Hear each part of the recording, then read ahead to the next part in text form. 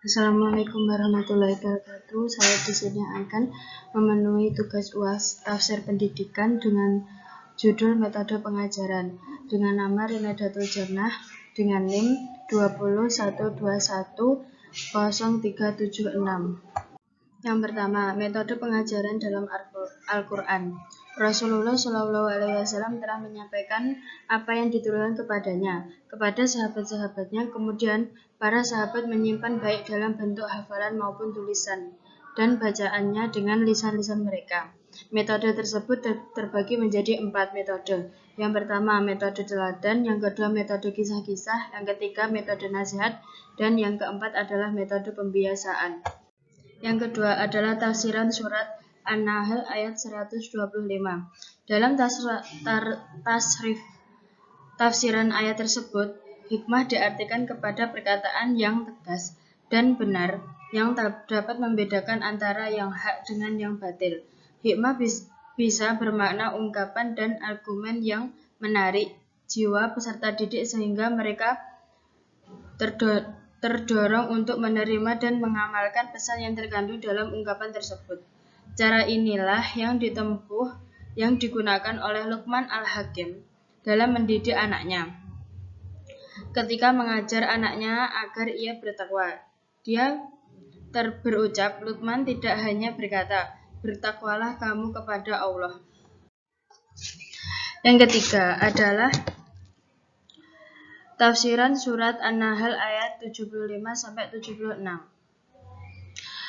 Materi pembelajaran yang terkandung dalam surat ini adalah menyikapi kebenaran yang dibawa Nabi Musa dan akidah mengenai kekuasaan Allah. Ayat tersebut menceritakan kisah Nabi Musa dan umatnya, yaitu Bani Israel. Suatu ketika di masa tersebut terjadi kasus pembunuhan seorang anak orang kaya. Pelakunya tidak diketahui. Mereka pun meminta kepada Nabi Musa agar berdoa kepada Allah supaya ditunjukkan pelaku pembunuhan itu. Musa pun mendoakannya dan maka untuk mencari pembunuhannya mereka pun diminta agar mengorbankan seekor sapi. Tafsiran yang keempat adalah tafsiran surat Al-Baqarah ayat 67-73. Nilai-nilai pendidikan yang terkandung dalam surat Al-Baqarah ayat tersebut adalah menjadikan Allah sebagai satu-satunya pelindung, yakni bahwa Allah Shallallahu Alaihi Wasallam mengetahui segala sesuatu yang tersembunyi dan meyakini bahwa Allah Shallallahu Alaihi Taala mampu melakukan segala sesuatu atau tindakan terkecuali menghidupkan orang yang telah mati. Yang kelima, tafsiran surat Al-Ma'un ayat 1-3. Allah menjelaskan bahwa sebagian dari sifat-sifat orang yang mendustakan agama, yaitu orang-orang yang menolak dan membentak anak-anak yatim yang datang kepadanya untuk memohon belas kasihan demi kebutuhan hidupnya. Penolakannya itu sebagai penghinaan dan takabur terhadap anak-anak yatim.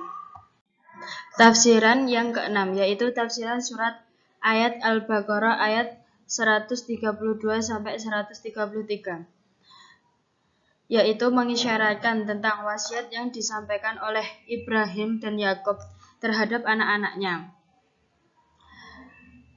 Di situ, Ibrahim dan Yakub bisa dikategorikan sebagai pendidik anak-anaknya sebagai anak didik. Adapun wasiat yang disampaikan oleh keduanya berupa penanaman tauhid terhadap materi pendidikan. Dilihat dari segi prosesnya secara simpatis sudah terlihat bahwa di sini terjadi proses pendidikan, yaitu pendidikan yang harus diterapkan dalam lingkungan keluarga. Tafsiran yang ketujuh adalah surat Al-Hajj ayat 45-46. Tafsiran ayat tersebut menurunkan azab kepada umat-umat terdahulu yang mendustakan dan mengingkari ajaran para rasulnya yang diutus kepada mereka. Maka betapa banyak negeri yang telah kami binasakan karena penduduknya dalam keadaan zalim terhadap diri mereka sendiri, dengan tidak memberikan dan bertindak sewenang-wenang terhadap para rasul, menghina, mendustakan, dan membunuh mereka.